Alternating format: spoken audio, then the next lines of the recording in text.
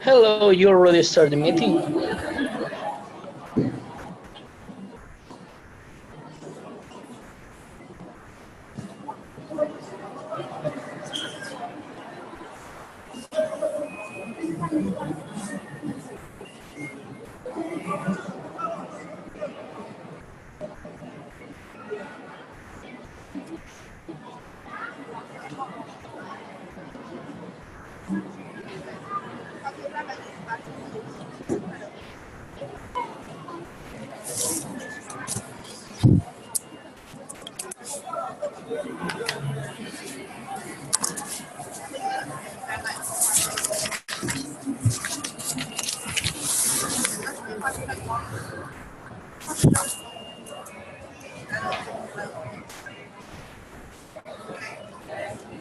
Can everyone hear me now?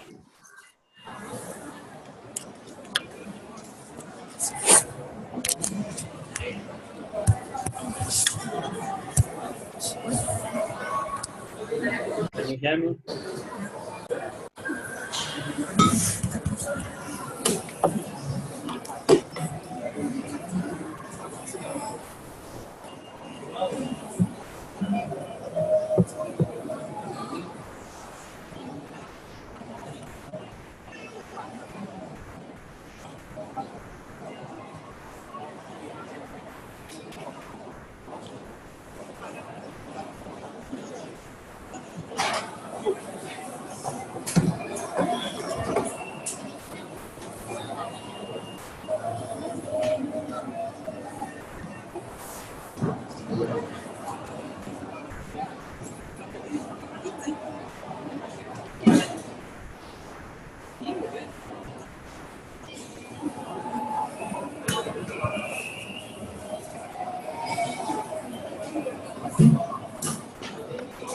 Not really.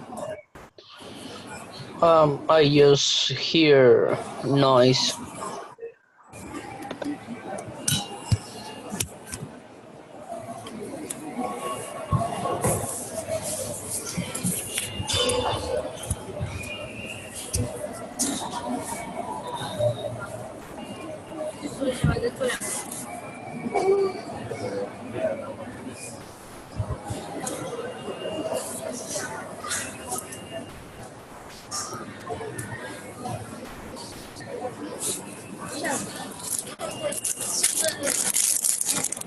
Hello everyone. Welcome to today's Hello, meeting. you could mute Sally Ying. I think the Okay. noise, the background noise is from Sally Ying. So mute her, and later you could talk in a good way.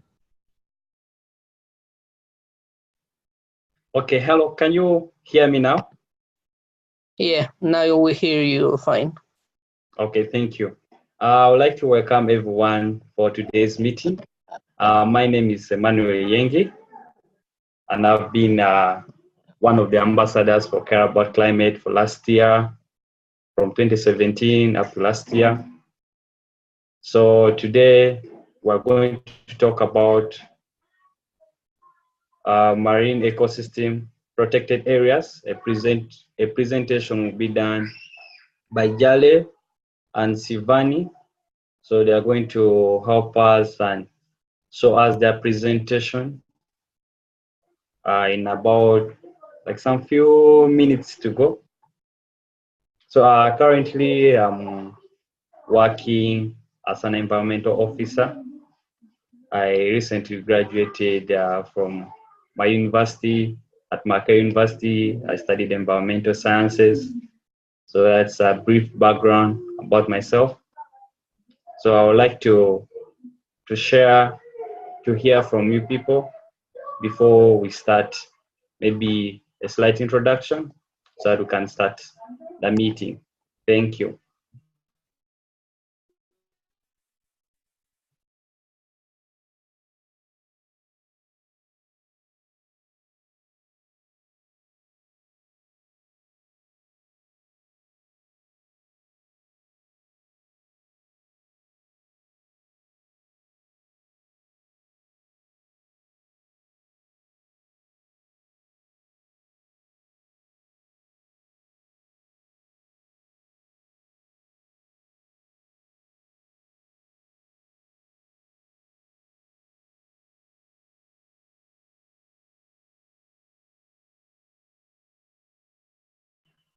Hello.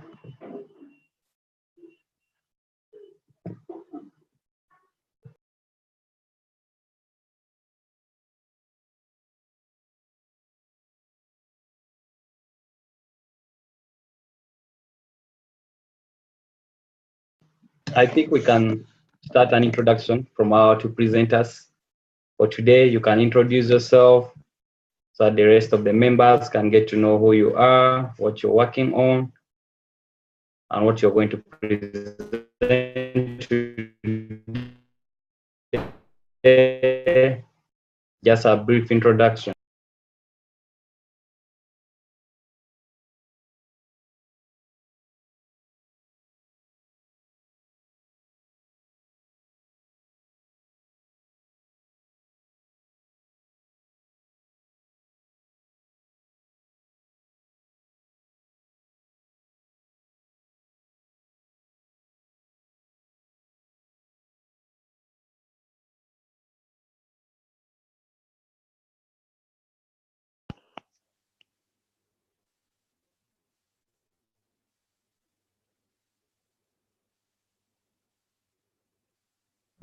Hi, I'm finding it difficult to share my presentation. So, if you can help us.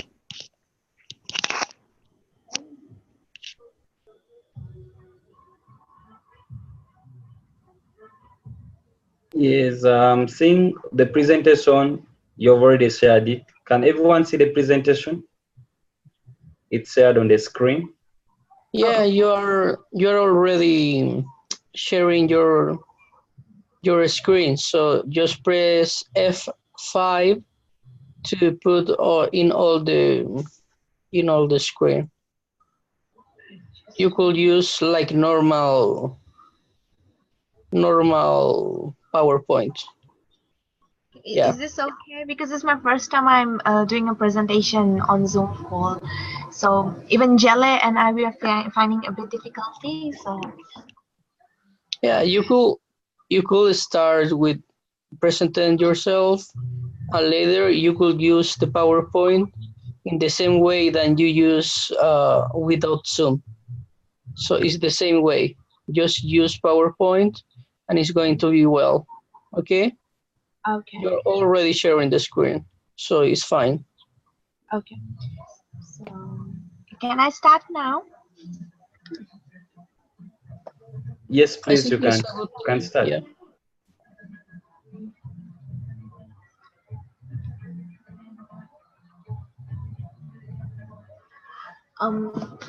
Bula everyone, I'm Shivani from Fiji, and currently I'm a postgraduate student in climate change, studying at University of the South Pacific in Suva.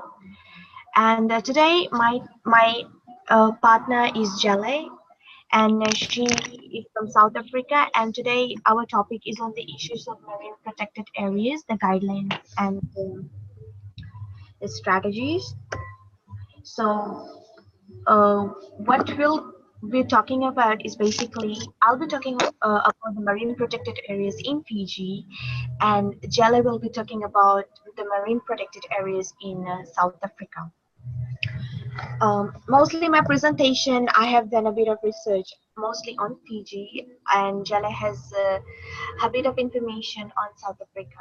And so she knows a lot much about South Africa, and I will share my experiences and my information on Fiji.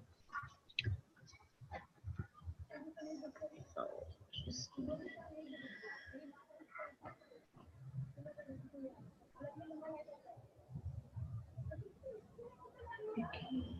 if, can you guys see the presentation? Yes, we can hear. We can hear you. Oh, I'm so sorry.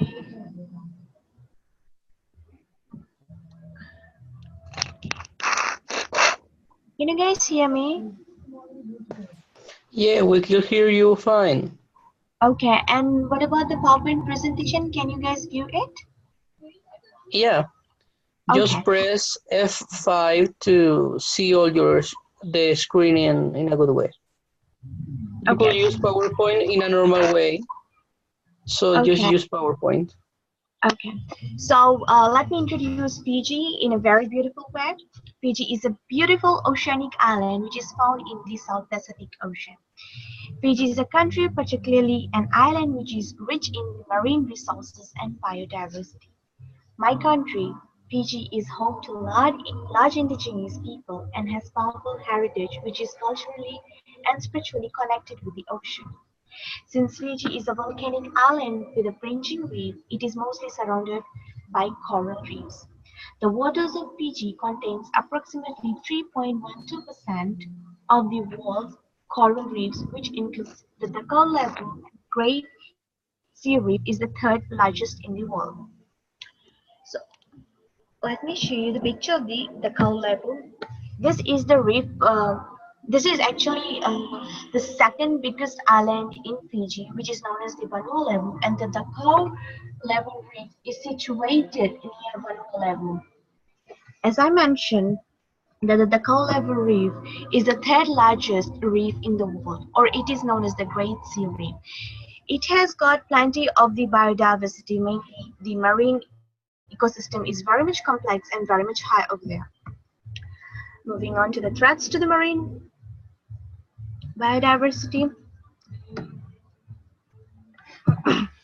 The key threats to Fiji marine environment and its resources are unsustainable fishing practices, development activities such as coastal reclamation and sand dredging, and siltation, and pollution, example, the untreated wastewater. Since Fiji is a developing state or a developing Pacific island nation, there are certain issues which we are encountering right now. It's because of unsustainable fishing practices. The race is so much in terms of the economy at times that people tend to forget that we are actually damaging our island nation in terms of especially with the marine ecosystem. Because if I refer to Fiji, it is mostly 80% to 85% of Fijians, they rely on the sea for their livelihoods, such as the fishermen. They go out for fishing, they sell the fishes, and basically their livelihoods are actually working because of the sea. So our sea is our identity. And overfishing and poaching are some other threats, and the usage of the equipment such as the small mesh nets. These are some of the other threats to the marine environment because such as the usage of the small mesh nets, what happens over there, it damages the coral reefs. So, and our coral reefs are one of the major source for the production of the marine organisms. So knowing the fact that the MPA is an appropriate tool which helps to protect the marine environment, as the MPAs are the key component of the integrated management of coastal zones and marine areas and an important part of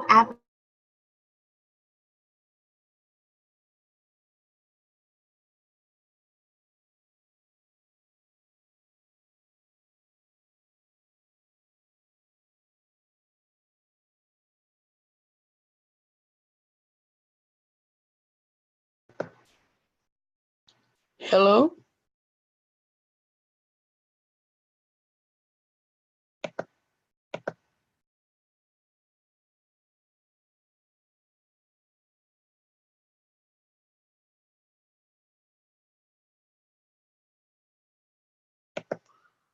Hello? I think we lose the audio. Okay, we'll recover the audio now. can you guys hear me? Yeah, we could hear you now. Oh, previously? Was there any issue? Yeah, we lose you about a minute or 30 seconds. Oh, okay. I'm sorry. I'll just rephrase with the marine protected area once again. I'm sorry, the internet starts to play. Yeah, don't worry. Okay, so getting back to marine protected area, to define marine protected area, so according to IUCN, the term MPA is defined as an area of intertidal or subtidal terrain, together with its overlying water and associated flora, fauna, historical and cultural features, which has been reserved by law or other effective means to protect part or all of the enclosed environment. The nature and importance of customary law. When I refer to myself and my Fijian people over here in Fiji, the indigenous people of the South Pacific, they have profound a connection with the sea as they are dependent on the ocean resources such as fish, lobsters, crabs, for their food. So as I mentioned earlier, that the Pacific Island nation people, they were, especially if I talk about Fiji, our roots and roads are actually um, uh, what should I call? It's linked with the sea. Our sea is our identity. It made us give our self-respect. It is our home, just like our land. So our roots and roads, it's our sea, because our sea provides us with the enriched food of, I mean, the marine food and everything. So if there's any need for us, if at times the cost of living is so high and people, they need food for their survival, sea is the best option because anyone can go out to sea and do fishing or catching of the crabs. So, and they also use marine fauna and flora for ceremonies and celebrations, referring to the Fijian funerals when there's funeral service which is occurring, and when a chief dies, there's 100 nights. Like, yeah, there is 100 nights. So what actually happens in an Aithoki culture, that when a person or a chiefly person dies in their village, for 100 nights, at a particular area, no one goes out for fishing or to collect anything from the sea. Basically, it is wrapped as a um, uh, MPA area for that for particularly of 100 nights, so that over there, um, the marine species, they can actually sustain themselves and can grow at a better rate. So in Fiji, the use of marine resources within traditional fishing ground is known as golingoli. There was once a time that the golingoli bill was being passed. So nowadays, what actually happens with the golingoli is that if a particular person wants to go out fishing at a particular area which falls under a different village, the person who needs to fish in a particular area, they need to go out to that village and get the consent from the village headman, as if they are being allowed to use their fishing ground or their fishing area to fish. If it is such things does not happen, they are being taken to task by Ministry of Fisheries and also by the village people. Sorry, we lose your screen. You could share your screen again, please? Yeah, sure. Okay, that's the. I'll show you. So this is the Navakavu MPA. So the Navakavu MPA is one of the major examples. Sorry, Shivani, we lose your screen. You need to start to share your screen again. Oh, okay, just a minute.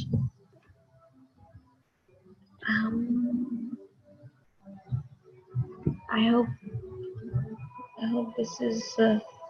Can you see it? Yeah, we will see you now. Okay. Great, thank you. Okay, so this is the Navakavu.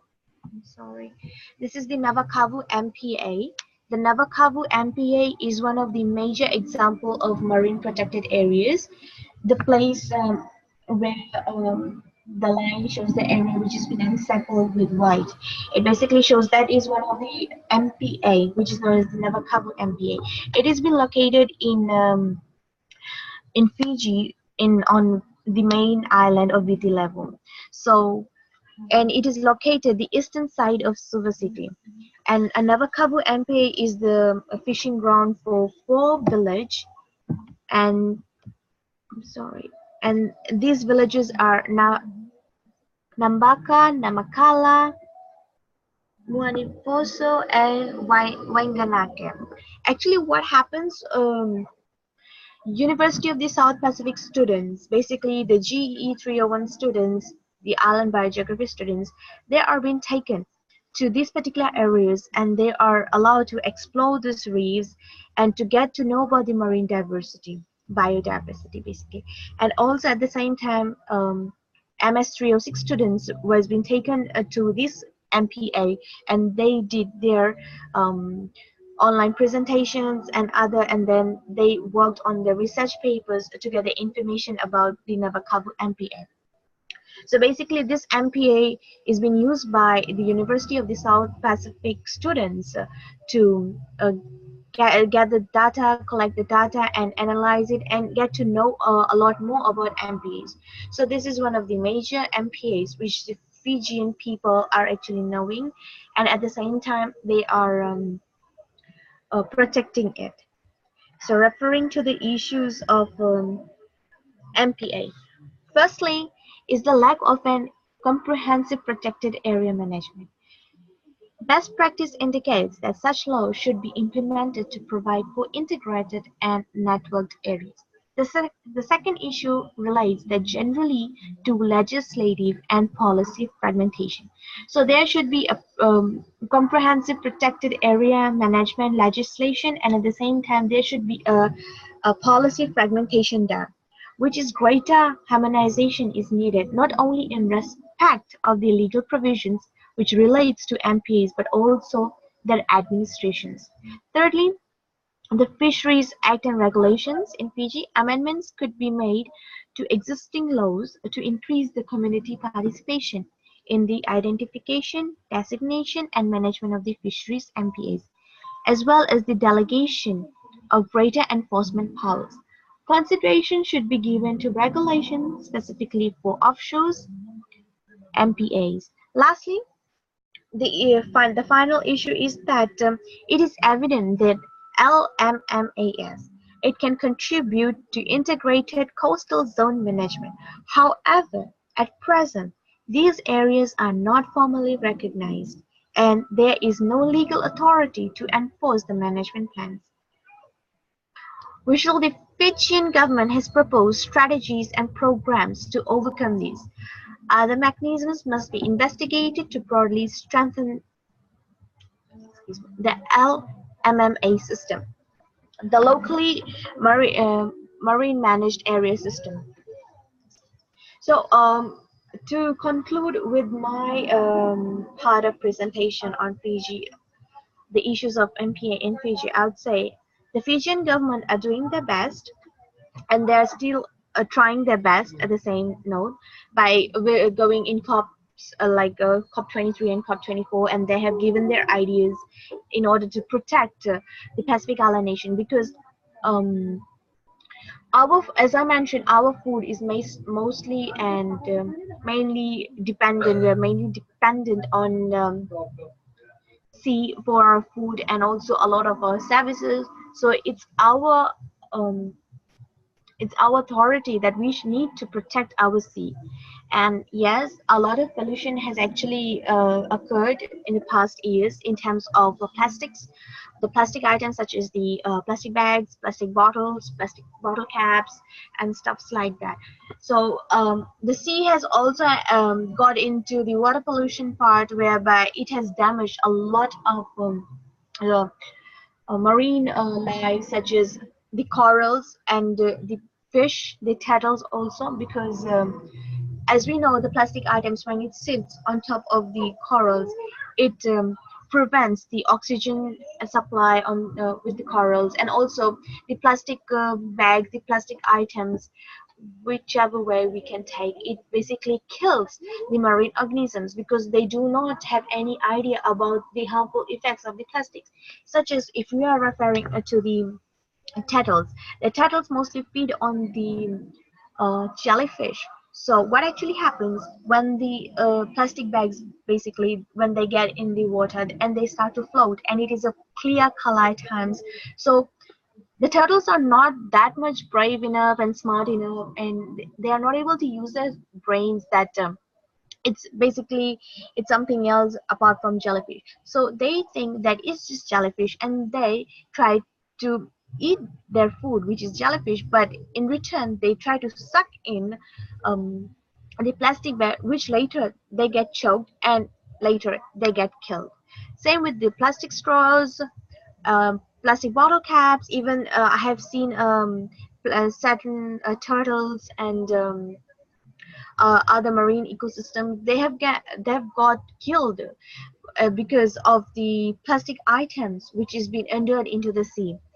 And I feel at times I feel that it's everyone's duty to protect the sea and also the MPA, because the MPA is being controlled. It is, as we know, it is the marine protected area, but the species, the marine species, they do not know that what is actually their boundary. If they're inside the MPA, they are safe, but when they swim out of the MPA, they are being killed. So there should be certain ways to just protect the MPA. So because when, as I mentioned earlier, that when the particular, for example, fish, when it is inside the MPA area, we know it's safe, and we, the humans, we are not allowed to enter that marine protected area. But what if that same fish goes out from MPA, which is like crosses the boundary? Yeah, the fishermen, they just know that yes, we have to kill it because it's not, that particular part is not part of MPA. So those are my major issues which I have came across, and I need that people's mindset should be changed in order with the marine protected areas. And if it is marine protected areas, the fisherman or any person, they need to understand that if it is a marine protected area, they should not try to enter or have a vast gap, like at least 5 or 10 kilometers away from the marine protected areas. Like for example, in Australia, that the Great Barrier Reef, they have different sort of sections where the fishermen can enter, where the people can enter, where people can't enter, where people can go out for um, visiting the Great Barrier Reef, where people are not supposed to enter at all. So these are some of the things which we Pacific Island nation people, like Fiji and other nations, we should encounter and keep in mind for ourselves and even the governments, so that we can have a very good coral reefs, and also our sea are safe, and we can enter with a lot of marine species around us, and also we can have a better food security because the marine species will be sustained and also our lives will be sustained. Thank you so much. Hello. Yes, Hello. hello. Hello, we hear Yeah, you. we can hear you. Oh, you, so hi, you guys can hear me? Yes, we can Yeah, hear we you. hear you well. Okay, thank you. That was my part of a presentation which I have actually talked on Fiji. So from now, Jada will talk about the South Africa one because she knows a lot much about South Africa. So I hand over my tab, like the South Africa presentation part, to Jale.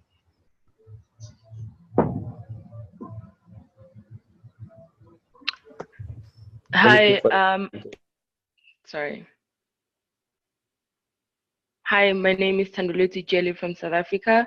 I am the other half of this presentation, and I hope you can hear me. Yeah, we hear you well. Thank you for your presentation. I haven't presented yet. Shivani, can you please stop sharing your screen? Oh, so I'm so sorry. I'll just okay. How to stop this? I don't know how to stop this. It's just I It's have to in the press and same hold. part that you start to share the screen.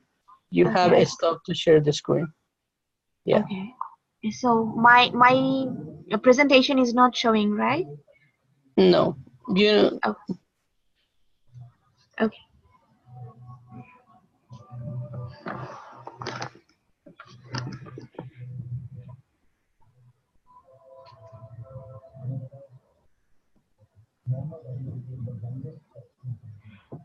yeah, that is great. You could start, Yale. Sorry? You could start. You can start. Okay, thank you very much. As Shivani presented on the marine protected areas of Fiji, I will be doing the same for South Africa. I hope everyone heard my when I introduced myself. I'm Thandolwethu from South Africa. We'll start now. Um, South Africa, South Africa has a very vast shoreline stretching for approximately 3,000 kilometers from Namibia to Mozambique. Our shoreline is made up of the Atlantic and Indian Oceans, which meet at the Cape Agulhas, which is the most southern point of Africa. The last estimates I managed to find were that marine biota in South Africa was estimated to be around 13,000 species. South Africa has a very large fishing industry, which is important in helping people grow economically. Most of these include pilchard, anchovy, and hake fishing. with issues relating to marine pollution, city areas, which are Cape Town, Durban, and Port Elizabeth mainly, are the most polluted marine areas in South Africa. That has led to the South African government to stress the importance to address threats to marine ecosystems by declaring marine protected areas. Shivani has already introduced what marine protected areas are. We have about 13,650 marine protected areas globally, which totals to 2.7% of the world's oceans. In these marine protected areas, states have a right to explore the coastline and up to 200 nautical miles of that area, either generating energy and exploring whatever they might think is useful from the ocean.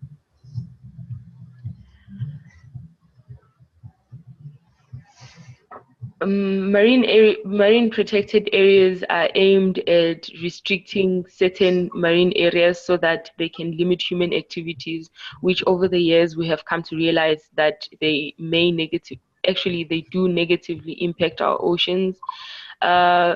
Different levels of authorities are involved with the declaration of marine protected areas, from local authorities up to international level authorities. Protection strategies loosely involve the limitation of development along marine areas, uh, promoting sustainable fishing practices, and also designating certain seasons for fishing, and also allowing people catch limits. And also it promotes for the bans on removing or disrupting marine life. Most protected areas are used as wildlife refuges or research facilities. In South Africa, we have a total of 45 marine protected areas covering 5% of our shoreline. The target is to have 10% of our shoreline protected by 2020. Our marine protected areas also include the Prince Edward Island, which is in the Southern Ocean Territory. I will show a slide indicating where the island is later. The Prince Edward Islands alone, marine protected areas cover 30% of that area. So 30% of the island is protected, but because it is used as a research station, no other activities take place there. South Africa last year proclaimed 20 more marine protected areas, moving from 25 to 45 areas in 2018 alone. And this is part of trying to protect 10% of our shoreline by 2020, which 2020 is next year. So they need to proclaim approximately 40 more areas before the end of next year. So the map on the left, it shows where South Africa is situated in the African continent. The exclusive economic zones of South Africa are highlighted in yellow. So the coastline of South Africa stretching from Namibia to Mozambique, and then you also have the other yellow underneath, which is the port, which is the of the Prince Edward Islands. And on the right, it's clearer. I managed to find a picture that was well zoomed in. The threats highlighted by the Biodiversity Assessment Initiative found that the major marine threats to our ecosystems in South Africa were, number one, climate change, because we know as the temperatures increase, many marine marine species cannot survive. So they either move down towards the ocean bed, which could change the structure of the food chain within the oceans, and some species might actually go extinct. The issue of overfishing as well as poaching, and the also reduce freshwater input, which we know that is very important for some marine species who tend to go upstream in order to reproduce, as well as the exploration of oil and gas, which sometimes oils tend to leak into the ocean, therefore polluting the ocean. Coastal development is also seen as a threat to marine Morning ecosystems here in or South Africa, good morning. as well as seabed mining. The issue of pollution, especially plastic, is very is very troublesome for South African coastal cities because South Africa attracts a lot of people during the holidays, and most people, as would like, even South Africans, are not well educated on the importance of recycling and reducing the use of one-use plastics. Yes. So, why declare marine protected areas in South Africa? As I previously mentioned, this is done in order to address marine pressures which result from unsustainable human activities. The National Biodiversity Assessment in 2011 found that offshore ecosystems were the least protected in South Africa compared to all the terrestrial ecosystems that we have. That led to the establishment of Operation Pakisa Oceans Economy in order to protect offshore ecosystems. Pakisa means that fast, agent, or swift. So this was named Pakisa because of the new way to evolved swift and agently as well. As previously mentioned, South Africa's goal is to protect 10% of its maritime zones by 2020. This was a goal that was also in part set by the United Nations Oceans Economy and Sustainability Goals. The four different types of zonations that we have for our marine protected areas include restricted areas, which are no-take zones. Nothing can be taken from those areas. No human activities are allowed there. And then we have protected areas also. The the controlled areas. Controlled areas are the extraction or harvesting of marine life is allowed, but it's restricted to specific activities and type of species, and that's where you get your catch limits, and you need a permit to use those areas, which is basically a form of tax in order to give back to the economy in a way. And also you have wilderness areas which no fishing may take place, but ecotourism activities may take place, uh, such as canoeing maybe, and river rafting, and things like that. But it promotes that people shouldn't disturb the environment as they partake in these activities. And the last one is the sanctuary area, which is where no fishing or any other activities except for scientific research purposes may take place. South Africa has zoned a lot of their areas using these four types of zonations. The stakeholders that are involved in the planning and management of marine protected areas in South Africa are the national government, which deals with MPAs via the Department of Environmental Affairs.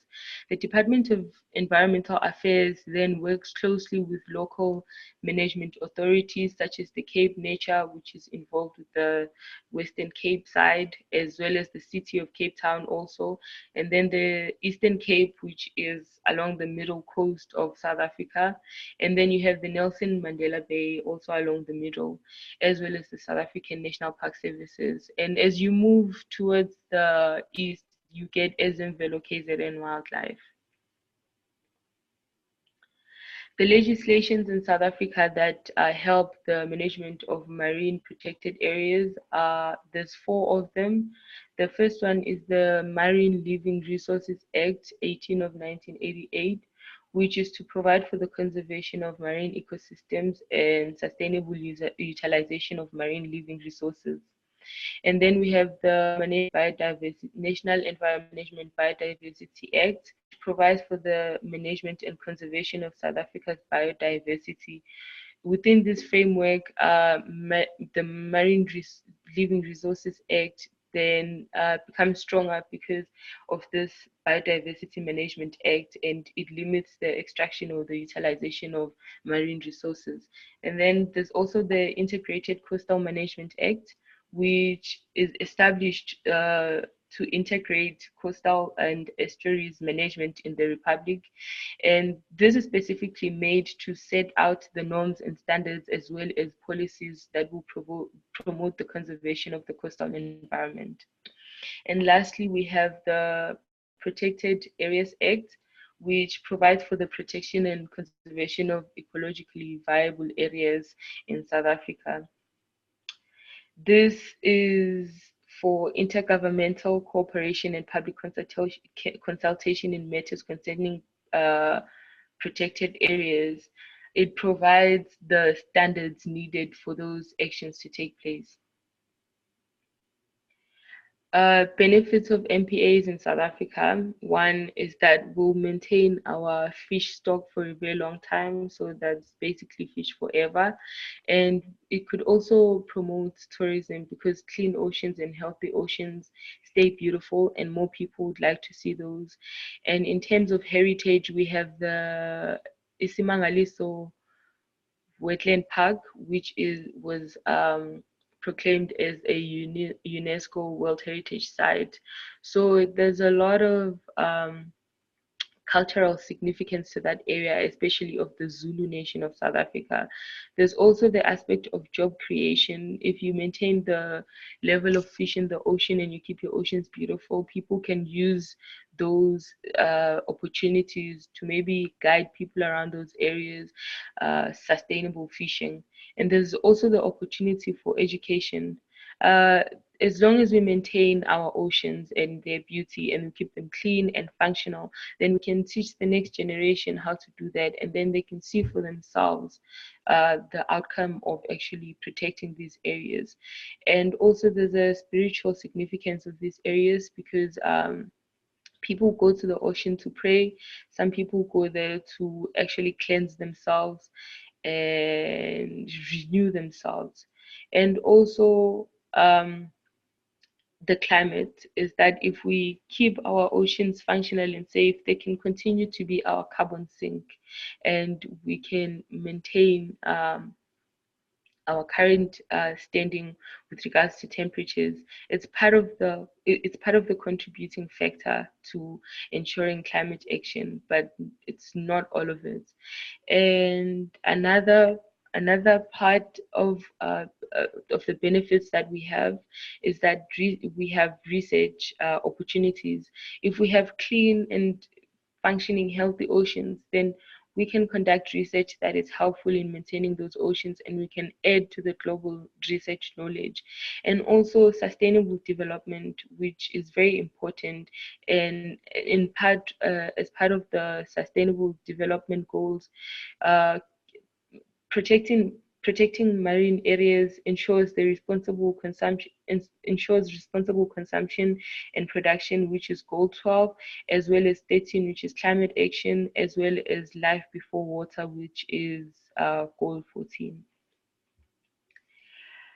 There are a lot of organizations that are involved with the protection of marine areas, but these are mainly under the government.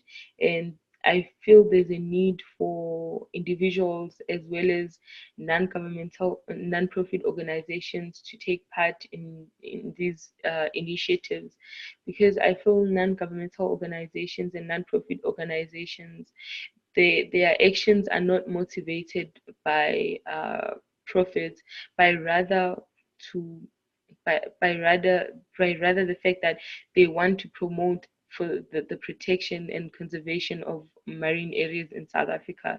The motivation is not necessarily money and political power. So I feel organizations that are non-governmental and non-profit should be involved more. That's it.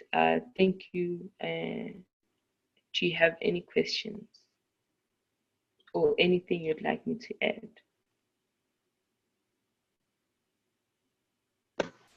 I have a question. I think um, I don't know if I am not clear, but um, the rise of water levels and contamination, pollution is affecting the tourism in your countries? Not necessarily. It hasn't started affecting the tourism per se, because as much as it's polluted, it's not too polluted to take away the aesthetic of things. It's polluted for the people that are concerned, for the people that actually do research there, and they can tell the difference from previous years up until now. And it's mainly plastic pollution. I'd like pollution. okay. I'd like to add on with the sea level rise. Actually, Fiji is been affected with sea level rise because there are certain villages which has been already relocated, and the government is actually putting up its initiative in order to relocate the villages to some other places because the seawater is actually getting into their compounds, and due to the saltwater intrusions the vegetations and the crops is getting damaged. And yeah, plastic pollution now, the government has put into the initiative of banning the entire plastic products in Fiji. So the time frame is still next year, 2020. Basically, the every shops is being told that by 2020 they need to get themselves some sort of or basically the sustainable carry bags for themselves in order to for shopping and stuff, because the thing is that the government has put a stop to the plastic items and plastic products to protect its seas and marine ecosystem. So by next year, which is 2020, there will be a complete stop on the plastic products, basically with the plastic bags, yeah, with the plastic bags. And the government has actually and I have seen certain restaurants and certain places in Fiji that they have actually brought in the paper straws, the bamboo straws, the paragrass straws. The paragrass is actually, excuse me, the paragrass is actually a plant. It's sort of which helps in the sucking of or you can drink basically the juice or any sort of liquid products. So yes, there are certain kind of sustainable products which are coming up now, and there are also bamboo straws which are also been getting along because bamboo is a plant in Fiji.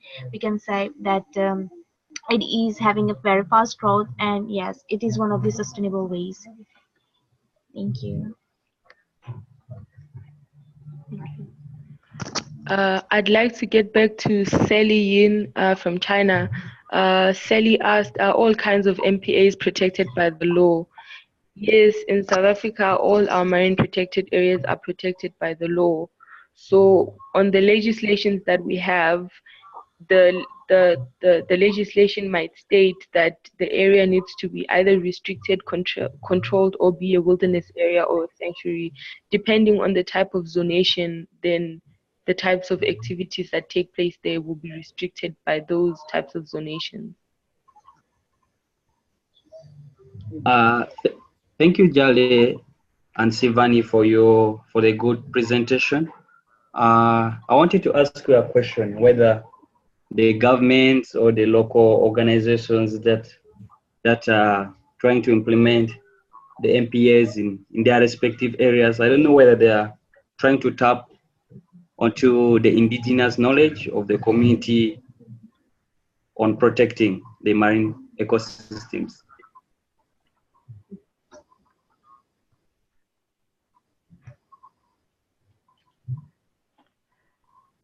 With regards to South Africa, I feel like the use of indigenous knowledge systems has been neglected.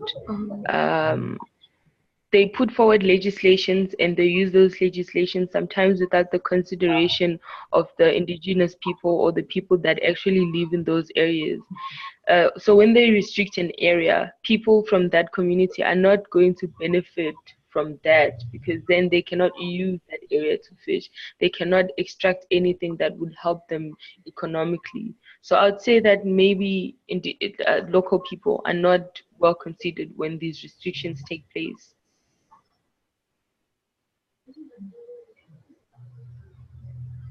Thank you. Yeah, Shivani, is it the same case in Fiji?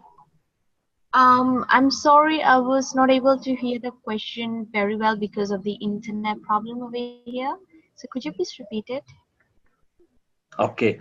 I was trying to ask whether also in Fiji, the government or the implementing organizations try to tap on the indigenous knowledge of the community on the protection of the marine ecosystems.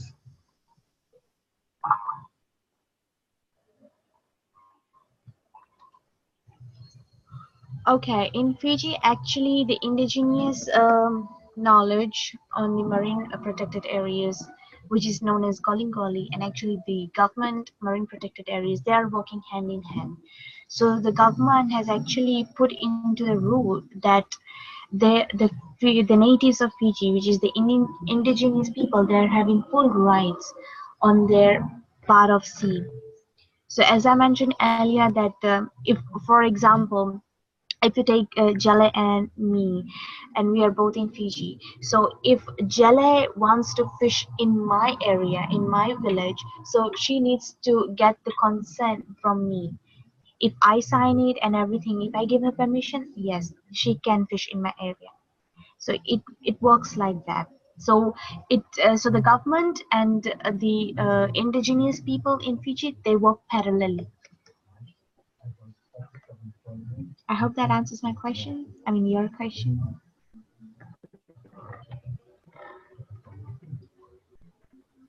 Yes, it does actually. That's so other people can learn from the.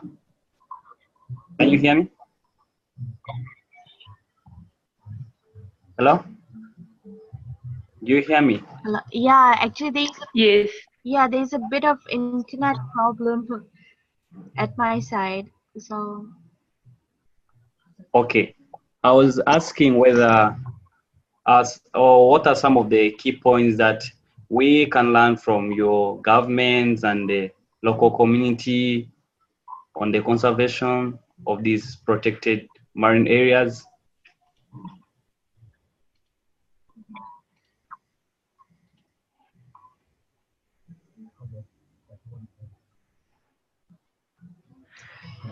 I would say that people's I mindset think matters.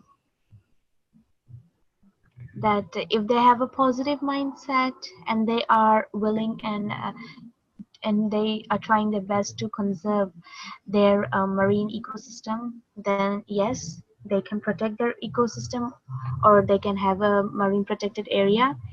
And if the mindset is not a good one, so basically nothing can happen. Even if the government tries to do a lot, there won't be any sort of MPAs if the people's mindset are different. So what I mean that an individual's mindset matters in this case. There are certain people in Fiji who also break rules and go inside MPAs and they try to fish. So in that way, there may be people who actually they try to capture this kind of people and get them into task. And if there are certain rules and regulations in Fiji that with the undersized marine organisms, if they catch them and if they're caught, they'll be taken to task. So these are some of the ways actually the government is putting their initiative so that people can change their mindset, and at the same time they can understand the value of marine in our lives. So for example, looking at to the beach timber is currently banned in Fiji because there was a lot of over harvesting of the beach timber in Fiji. So the government has put to a stop to harvesting of the beach timber, and it has actually affected plenty of the communities, the Fijian communities in Fiji, because it was their livelihood, and they earned their livelihood because of beach timber. because it's one of the greatest source of income. But currently banned in Fiji, it has led to so much of devastation of so many families. Plenty people depended on Bishtima for their school fees, for their survival, for food security and everything. But now what has actually happened? Because of the closing of Bishtima, ban on Bishtima, people have to look at other sources of for the survival. So basically, they have to go out at sea to catch fish and stuff. So yeah, if there is a ban on a particular species, there will be a lot of excuse me, other ways will be open in order to for the survival, which the Fiji government is actually implementing its ways to protect every species in the ocean, in the Fiji Sea basically. They're trying a lot ways to protect the marine organisms in Fiji. For example, in June till September, the Fijian peoples are not allowed to fish kawa and donu, because these two fish are having their breeding season at that time. If they are seen or if they are caught with the kawa and donu, they'll be taken to task. So these are some of the ways actually that Fijian government is actually putting into its ways, and the Ministry of Fisheries is actually working towards it. Thank you.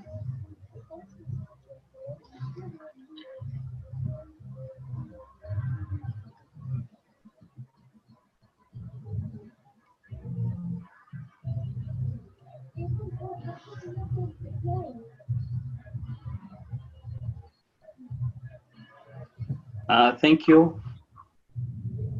Thank you for the wonderful presentation, for all your questions. If there's any other questions you can ask as we try to sum up, or if there's any addition that you like to add, it's welcome before we close. Thank you. I think I already uh, have the answers that I asked for. So thank you for your wonderful presentation. I think the marine protected areas are very necessary now for all the countries, not just in your country. In my country, we have new marine protected areas now, and we are really happy about it. So they are really necessary in every country. Thank you for your presentation. Thank you. You're welcome. Thank you so much. Okay. Since we are coming to the end of the meeting, I would like to thank you very much for the presentation and for turning up. I would like to remind you about our next presentation, or our next meeting will be on 20th of March. So I hope all of us shall be there to attend and listen to what other presenters will have for us. And also, in case you have your homework assignments, please, I remind you, you share it with you share them with your mentors, and remember to always contact them in case you have any other question. They are always welcome. Thank you for today.